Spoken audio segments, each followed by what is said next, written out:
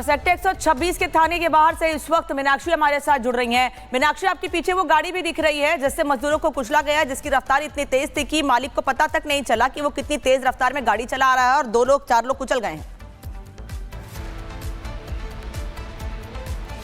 बिल्कुल, और सबसे पहले मैं आपको तस्वीरें दिखा देती हूँ कि किस तरीके से ये M3M प्रोजेक्ट के पास पूरा हादसा होता है और उस हादसे के बाद सेक्टर 126 पुलिस थाने में इस गाड़ी को लाया गया है, जब्त कर लिया गया है। अगर मैं इस गाड़ी की आपको हालत दिखाऊं तो आप ये देख सकते हैं कि इसका एयरबैग पूरी तरीके से खुल चुका है और बहुत सारे जो लोग हैं आसपास थे उनका कहना था कि ये गाड़ी बेहद तेजी से चलाई जा रही थी। ये तस्वीर देखिए, अगर गाड़ी का एयरबैग खुला है तो आप समझ सकते हैं कि ये टक्कर कितनी भयावह रही होगी। इसके बारे में ये भी कहा जा रहा है कि लगभग 150 किलोमीटर प्रति घंटे की रफ्तार से कार को चलाया जा रहा था।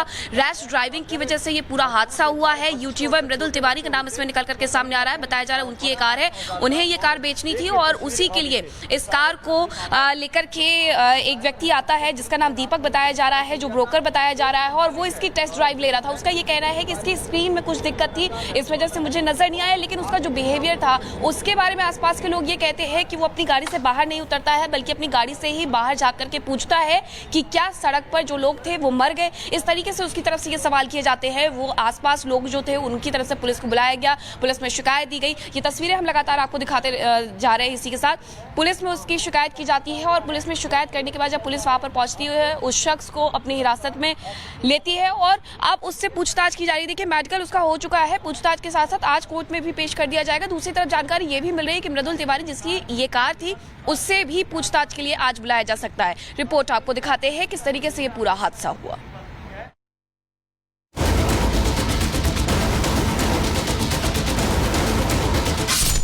दिल में जब रफ्तार का जुनून और दिमाग में महंगी कार का फितूर हो तब अक्सर लग्जरी गाड़ियों की ऐसी ही तस्वीरें सामने आ जाती हैं, एक्सीडेंट वाली। नोएडा में रफ्तार के रशे में पहले इस गाड़ी ने मजदूरों को कुचला, इसके बाद बेशर्मों की तरह जो कहा गया उसने हर किसी को सन्न कर दिया। कोई मर गया इधर। बहुत तेजी से ये गाड़ी जो है वो चल रही थी ऐसा बताया जा रहा है और जिन 2 मजदूरों को टक्कर मारी वो काफी ऊपर उछले और पास के नाले में जाकर गिरे हैं। इस गाड़ी का जब आप नंबर देखेंगे तो आप ये देखेंगे उसको पूरे तरीके से ढका गया है, क्योंकि ये जो गाड़ी है ये फेमस यूट्यूबर मृदुल की बताई जा रही है और ये भी जानकारी मिल रही है कि मृदुल ने इस गाड़ी को बेचने के लिए जो ट्रायल बेसिस पर दीपक को दी थी चलाने के लिए, ताकि गाड़ी की परफॉर्मेंस किस तरीके की है वो दीपक चेक कर सके। तो दूसरी तरफ मैं आपको तस्वीरें दिखाऊं कि जिस जगह से गाड़ी ने हिट किया वो भी पूरे तरीके से डैमेज है। आप ये देखिए कि गाड़ी का जो पूरा राइट साइड है, यानी कि जिस जगह पे ड्राइवर बैठता है वो जगह पूरे तरीके से डैमेज है और संभवतः यही वो पोर्शन है जो कि हिट किया गया है। और आप देखेंगे बेहद लग्जरी ये गाड़ी है। हादसे के चश्मदीद का कहना है कि जब यह हादसा हुआ तब रफ्तार 100 किलोमीटर प्रति घंटे से भी तेज थी और उसके बाद अनकंट्रोल होकर वो डिवाइडर से जा टकराई। 4 नंबर गेट कॉफी पी रहे थे, गाड़ी भगी गई थी ना, पीछे से देखा इसने, मतलब थोड़ा स्पीड ज़्यादा थी, वहाँ से निकल के इसकी गाड़ी इसने टच कर दी थी। पीछे शिफ्ट आई थी कोई, उनके मतलब कौन था, मैं वहाँ से निकल गया। गाड़ी सीधी थी, मतलब मुझे नहीं पता उसका फोन पे ध्यान था, किस पे था वो पता नहीं, पर स्पीड ज़्यादा थी, मतलब होगी 100-150 स्पीड के बीच में होगी। लग्जरी कार लैम्बोर्गिनी पांडुचेरी में रजिस्टर्ड है। मृदुल नाम के यूट्यूबर की है लाल लैम्बोर्गिनी। मृदुल ने दीपक को गाड़ी पहले ही बेच दी थी। गाड़ी के पेपर ट्रांसफर नहीं हुए थे। कार ब्रोकर का काम करता है दीपक कार की टेस्ट ड्राइविंग कर रहा था। पांडुचेरी नंबर की इस कार से दीपक ने जिन मजदूरों को घायल किया उनका इलाज अभी अस्पताल में चल रहा है, जिनकी हालत भी खतरे से बाहर बताई जा रही है। लेकिन हादसे के बारे में पीड़ित जो जुबानी बताते हैं वो रोंगटे खड़े कर जाता है। शायद हम खड़ा था इन्हें बगल में 300 के स्पेस में कार आया था, ब्रेक मारा तम फेंका गया नाले में, 3 नंबर फेंका गया। हम लोग उड़ते उड़ते बस गाड़ी आ गया, नहीं भाग पाए, गिर गए, तो इसमें चक्के में गाड़ी चढ़ा दिया। नोएडा में जब मजदूरों पर रफ्तार का कहर टूटा तब कार दीपक चला रहा था। दीपक के मेडिकल से यह तो साबित हो गया कि वो कार चलाते वक्त शराब के नशे में नहीं था, लेकिन दीपक पर रफ्तार का शबाब ऐसा था कि उसने मजदूरों को तिनके की तरह उड़ा दिया।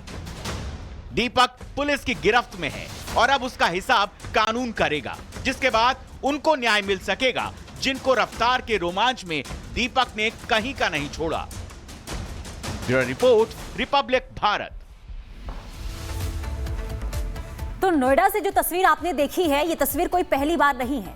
दरअसल जब रईसजादों ने रफ्तार की सड़क पर चलने वाले आम लोगों के लिए ये काल जो बना है वो पहली बार नहीं है। अब कुछ तस्वीरें आपको दिखाएंगे और इससे साफ आपको समझ आएगा। देखिए ये 3 तस्वीरों को आप देखिए। इससे पहले यानी कि पुणे में, बेंगलुरु में समेत कई शहरों में महंगी और लग्जरी कार सवारों ने आम लोगों को कुचल दिया।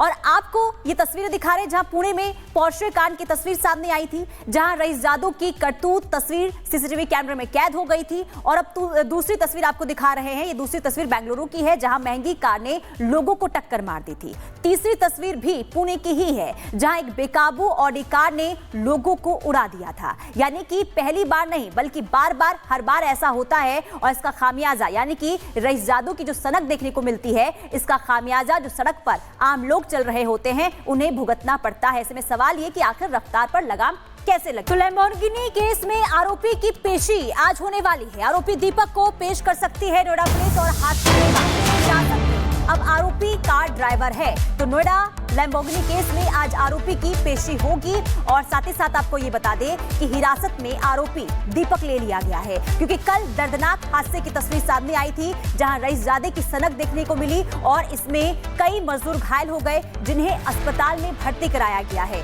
लेकिन इस पूरे मामले को लेकर पुलिस भी एक्शन मोड में दिखाई दे रही है और आज आरोपी की पेशी कोर्ट में हो सकती है। और हादसे के बाद हिरासत में आरोपी को लिया गया, इसके बाद लगातार उससे पूछताछ भी हो रही है, क्योंकि रईसजादों ने मजदूर को कुचला है। और ऐसी कोई पहली तस्वीर नहीं है, तस्वीरें हर शहर से ऐसे ही सामने आती है जहां रईसजादों की सनक की वजह से कई लोग हैं जिन्हें भुगतना पड़ता है और उन्हें खामियाजा भुगतना पड़ता है।